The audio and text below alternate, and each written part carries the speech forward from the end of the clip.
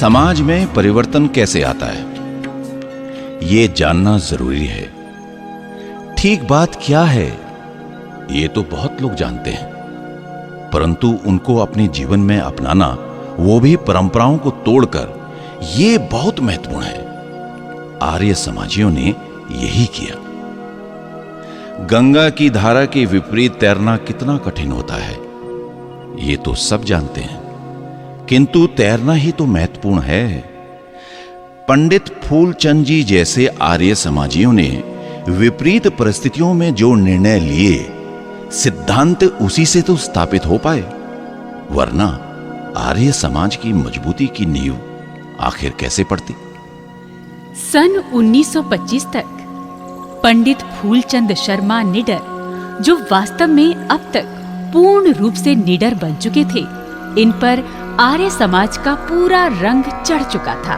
महर्षि के ग्रंथों जैसे सत्यार्थ प्रकाश, ऋग्वेदादि भाष्य भूमिका, संस्कार विधि आदि अनेक ग्रंथों का आपने बड़ी गहराई से स्वाध्याय कर लिया था और इनके अनुसार अपने जीवन को चलाने का दृढ़ निश्चय आप कर चुके थे। एक दिन संस्कार विधि में बच्चों के नामकरण संस्कार को पढ़ रहे थे तो उनके मन में उथल पुथल मच गई। भगवान, जरा सुनो। हाँ? स्वामी दयानंद जी ने संस्कार विधि में लिखा है कि पुत्रियों के नाम विषमाक्षर होने चाहिए और पुत्रों के नाम सम अक्षर वाले होने चाहिए। अच्छा। मेरी 3 संतानें हैं, एक पुत्र है और 2 पुत्रियां हैं, परंतु इनके नाम रखने में तो मुझसे बड़ी भूल हो गई है। क्या भूल हो गई है नाम रखने में? जरा मैं भी तो सुनूं। हमारे पुत्र का नाम मनीराम है, बताओ भला क्या गलत है इसमें?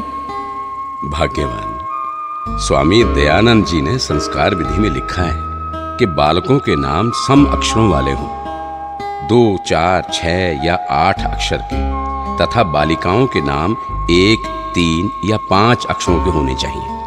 तो भला अब क्या हो सकता है पंडित जी? अब तो इनका नामकरण हो चुका, अब जो होना था सो हो गया, अब कोई परिवर्तन थोड़ा ही होगा। नहीं नहीं, सब कुछ हो सकता है। जब जागो तभी सवेरा। मैं अपने तीनों बच्चों के नाम महर्षि दयानंद जी के निर्देशानुसार ही रखूंगा। सारा समाज इन्हें जिन नामों से जानता है, इतने वर्षों के बाद अब इनका नाम बदलना क्या उचित होगा पंडित जी? हाँ, बिल्कुल उचित होगा। आर्य समाज के चौथे नियम में स्वामी दयानंद जी ने लिखा है, सत्य को ग्रहण करने और असत्य को छोड़ने में सर्वदा उद्यत रहना चाहिए। जी पंडित जी, आप कह तो सही रहे हैं, हमें स्वामी जी के आदेश का पालन अवश्य करना चाहिए, पर एक बार पुनः सोच लो। सोच लिया। अब जाओ, बुलाओ अपनी तीनों संतानों को। मैं आज से और अभी से ही अपने बच्चों के नाम परिवर्तित करूंगा। हाँ बच्चों, आओ जरा, आ जाओ बच्चों, आओ बेटा, बैठो। ये लीजिए, आ गए आपके बच्चे, आप जरा इनसे भी बात कर लीजिए। प्रिय बच्चों, जरा ध्यान से सुनना। जी पिताजी। स्वामी दयानंद जी द्वारा लिखित इस पुस्तक में, जिसका नाम है संस्कार विधि, इसमें लिखा है कि पुत्र का नाम सम अक्षरों में होना चाहिए और पुत्रियों का नाम विषमाक्षरों में। नहीं पिताजी, आप जो कुछ करेंगे हम सबके हित के लिए ही तो करेंगे, भला हमें क्या आपत्ति होगी। तो ठीक है बच्चों। बेटा मनीराम जी, आज से मैं तुम्हारा नाम निर्मलेश रखता हूं और पुत्री विद्या जी, तुम्हारा नाम आज से होगा उत्तमा, और बेटी तुम्हारा नाम मैं आज से बलिष्ठा कहकर पुकारूंगा। ठीक है पिताजी, आपकी आज्ञा सर आंखों पर।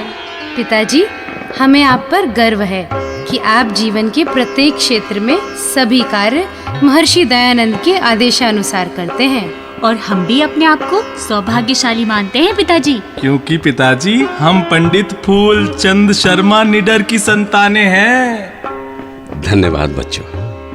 तुम भी हमेशा अपने परिवारों में जब नाम रखने की बात आए तो हमेशा इन बातों का ध्यान रखना। नाम सार्थक भी हो और उसका उचित अर्थ भी हो, तब ही बालक के संस्कार अच्छे बनते हैं। ठीक है पिताजी, हम इनका हमेशा ध्यान रखेंगे। सोचो, हम पढ़ते तो बार बार हैं, सत्य को ग्रहण करने और असत्य को छोड़ने में सर्वदा उद्यत रहना चाहिए।